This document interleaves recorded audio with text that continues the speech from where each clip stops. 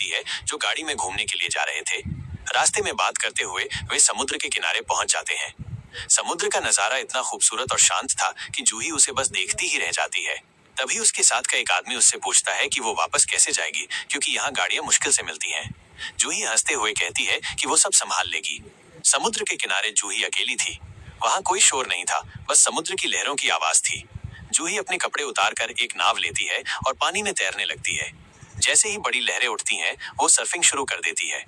लहरों के साथ उसका तालमेल ऐसा था मानो वो बचपन से ही पानी में रह रही हो और डर को पीछे छोड़ चुकी हो। कुछ देर बाद जूही को कुछ लोकल लड़के मिलते हैं। बात करने पर जूही बताती है कि वो ऑस्ट्रेलिया से आई है।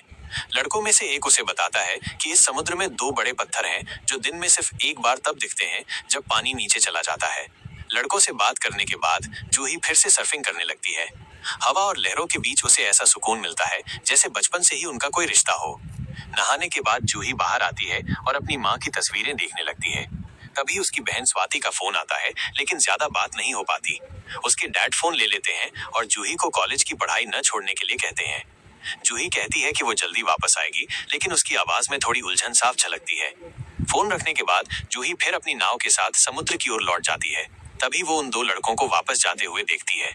उनमें से एक लड़का उसे जल्दी जाने को कहता है क्योंकि अंधेरा होने वाला था और ये इलाका अच्छा नहीं था, लेकिन जूही मुस्कुराकर कहती है कि वो थोड़ी देर बाद जाएगी। उनके जाने के बाद पूरा समुद्र सूना सूना लगने लगता है और जूही को थोड़ा डर भी लगता है।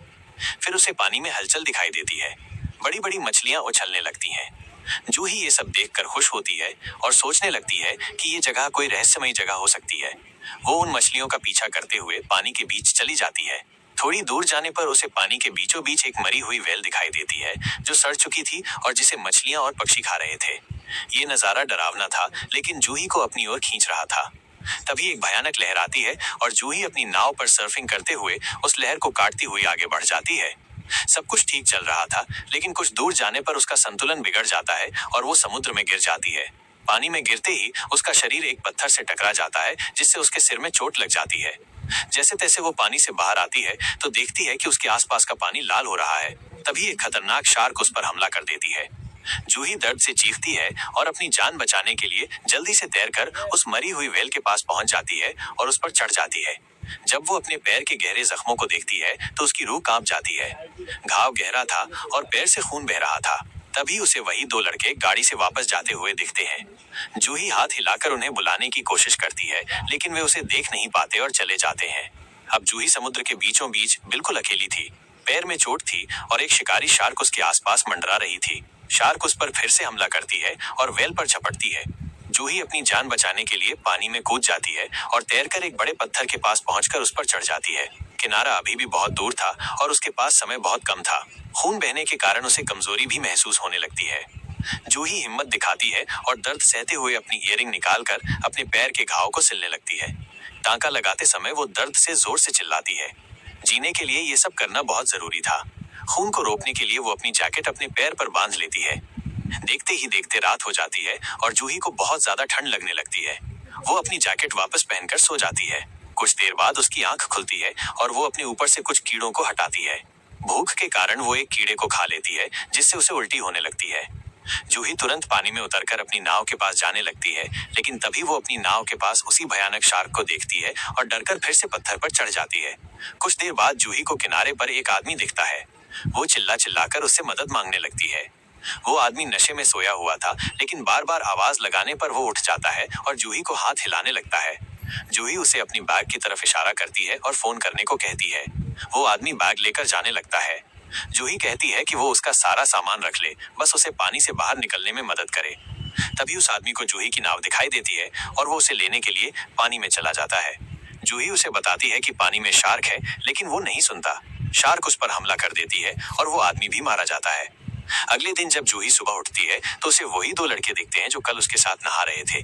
जूही जोर से उन्हें बुलाने की कोशिश करती है और कहती है कि पानी में ना आए, शार्क उन्हें मार देगी। लेकिन तेज लहरों की वजह से उसकी बात उन तक नहीं पहुंच पाती। शार्क उन पर हमला कर देती है, लेकिन एक लड़का तेजी से भागकर जूही की ओर आता है।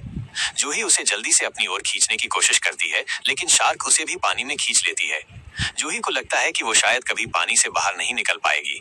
कुछ घंटे बीत जाते हैं और जूही की हालत और भी ज्यादा खराब होने लगती है। वो पानी में एक कैमरे के साथ एक हेलमेट को देखती है।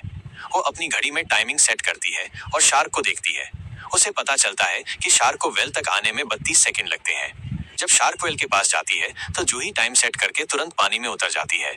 वो दूसरे पत्थर पर चढ़कर हेलमेट को पकड़ने की कोशिश करती है, लेकिन समय पूरा होने पर वो वापस पत्थर पर आ जाती है। कुछ देर बाद जब शार्क फिर से वेल के पास जाती है तो जूही फिर से पानी में उतरकर हेलमेट पकड़ लेती है। शार्क तेजी से उस पर हमला करने के लिए आती है तो जूही जल्दी से पानी में गिर जाती है और जैसे तैसे तैरकर वापस पत्थर के पास पहुंच जाती है। कुछ देर बाद जूही कैमरे में वीडियो रिकॉर्डिंग देखती है तो उसे पता चलता है कि ये कैमरा उसी आदमी का है जिसने उसके साथ पानी में सर्फिंग की थी। फिर वो कैमरे में एक मैसेज रिकॉर्ड करती है और कहती है कि उस पर शार्क ने हमला किया है और शार्क ने 5 लोगों को मार भी दिया है।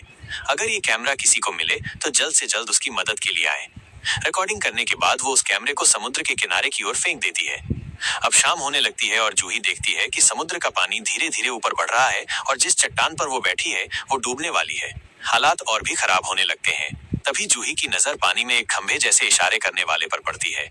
वो समझ जाती है कि अगर अपनी जान बचानी है तो उसे उस नाव तक पहुंचना होगा, लेकिन वो देखती है कि शार्क भी उसके आसपास मंडरा रही है।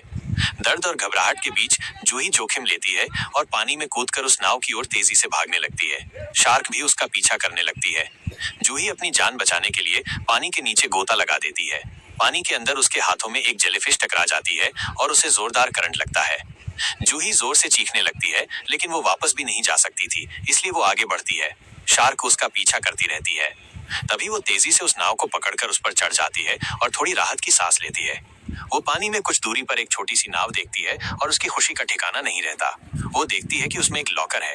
वो जल्दी से उसे खोलने की कोशिश करती है। लॉकर खुलने पर उसमें से एक बंदूक और गोलियां निकलती हैं।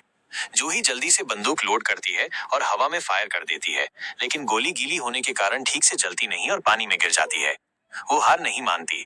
फिर से एक गोली लोड करती है और इस बार सफल हो जाती है, लेकिन वो नाव बहुत दूर जा चुकी थी। वो देखती है कि शार्क उसे गिराने के लिए बार बार नाव में टक्कर मारती है। जूही बंदूक से उस पर गोली चला देती है, लेकिन बंदूक का शार्क पर कोई असर नहीं होता। तभी जूही को समुद्र में मरी हुई व्हेल के पास बहुत सारा तेल नजर आता है। जैसे ही शार्क पानी से बाहर निकलती है, जूही मौका देखकर पानी में गोली मार देती है। आग लग जाती है और शार्क भी जलने लगती है, लेकिन पानी में होने की वजह से वो पूरी तरह से खत्म नहीं हो पाती।